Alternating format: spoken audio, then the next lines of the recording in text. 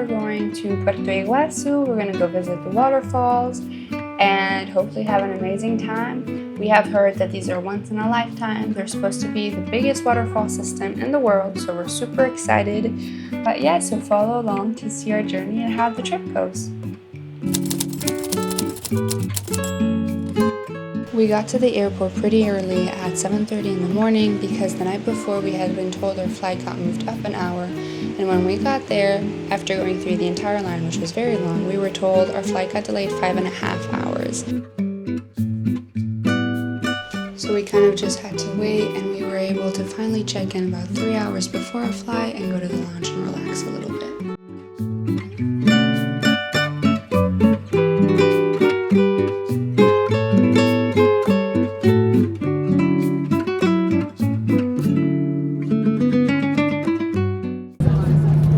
Thank you for flying today.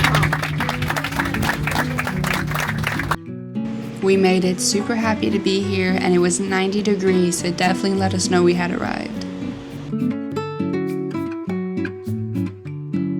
When you actually arrive at the airport in Puerto Iguazu, you have two main means of transportation. You can either go to the town or straight to the falls, and there's a bus for either one which will take you. The bus is 6,000 pesos per person. This was as of January 2025, and then the taxis, which are a set price, will take you either to the center of town or to your hotel or to the falls, or $40,000 flat rates. Because our flight was delayed, we arrived at Puerto Iguazu at 5 o'clock, and the park doesn't let in visitors after 6, and so we weren't able to make it and decided to just go explore the town instead. It's a very small and vibrant town, and while we found the people very nice, we also didn't find many things to do other than really go out to eat.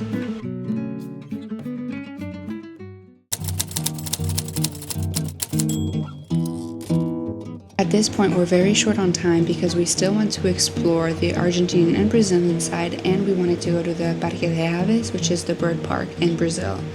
So we were able to talk to our taxi driver from the night before, who agreed to drive us from our hotel to the Brazilian side, from Brazil to Argentina, and then from the Argentinian side of the falls all the way to the airport for $100 US, which was pretty hefty, but it was the only way we'd be able to see the falls the way we wanted to in one day.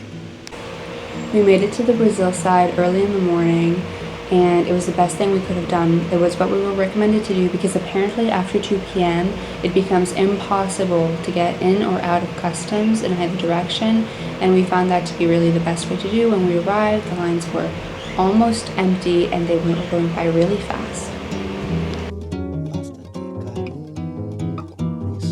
Tickets here are also on the cheaper end compared to Argentina. They were $18 US or 97 reales. Watch out for this.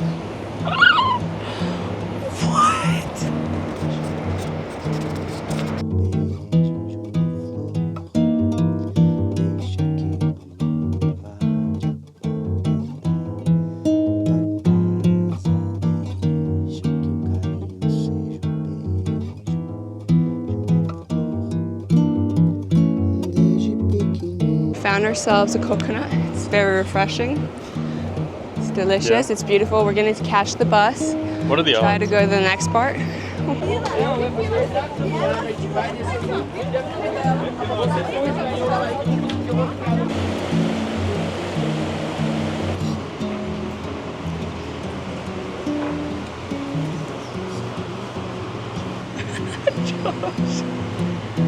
What's a joke?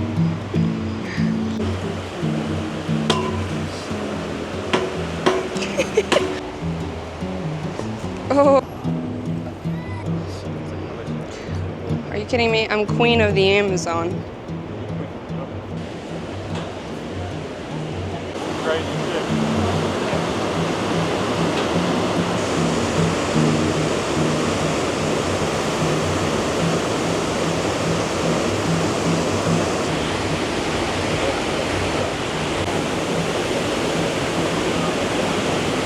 No, but do you... Wow. No. know about the thing. He would know fun fact.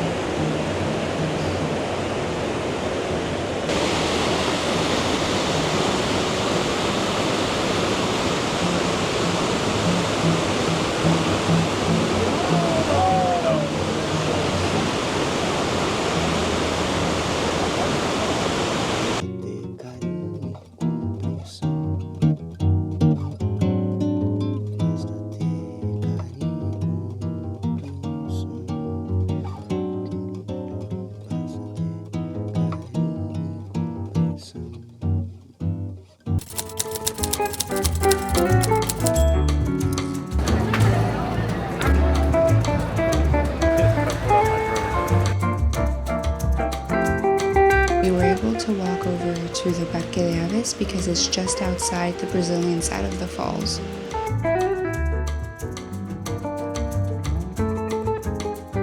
This is the flamingo habitat, and I don't know if you guys can notice, but there's mirrors all around it, and what it does is it basically duplicates their flock in their minds, obviously, and it increases their mating behavior.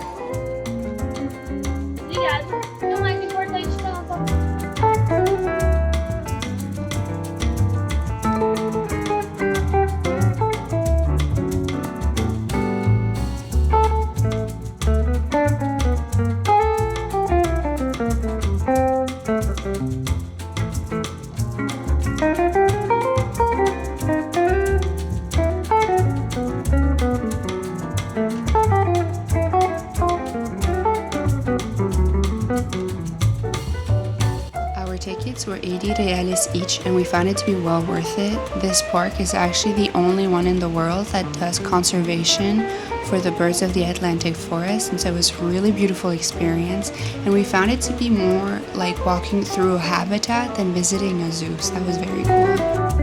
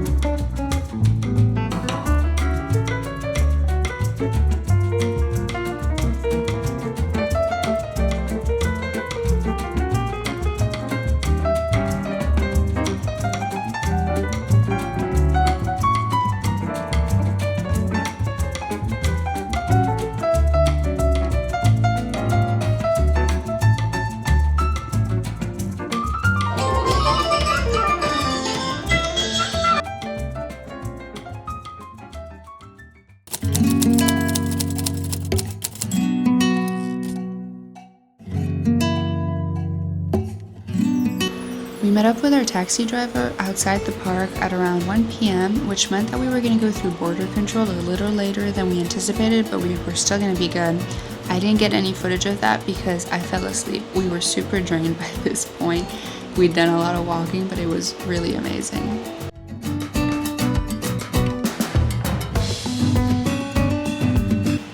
The Argentinian side is absolutely beautiful. It really feels like you're on top of the falls, in the falls. You can feel the power of the water, I think is a good way to put it. But we found that the park itself is in complete disarray in comparison to the Brazilian side.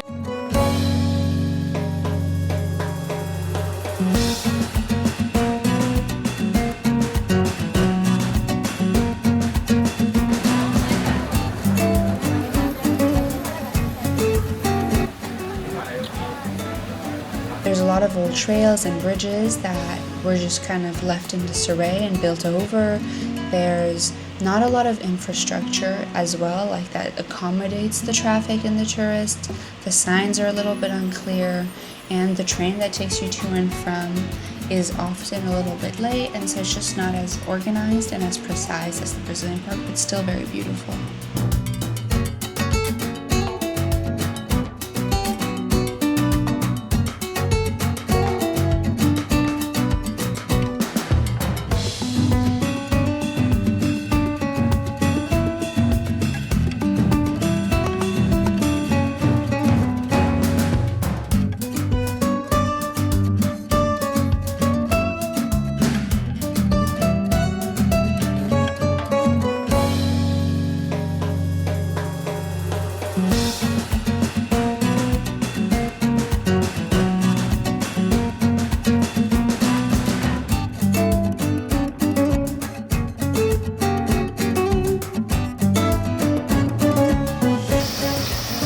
Wow, that's a great shot.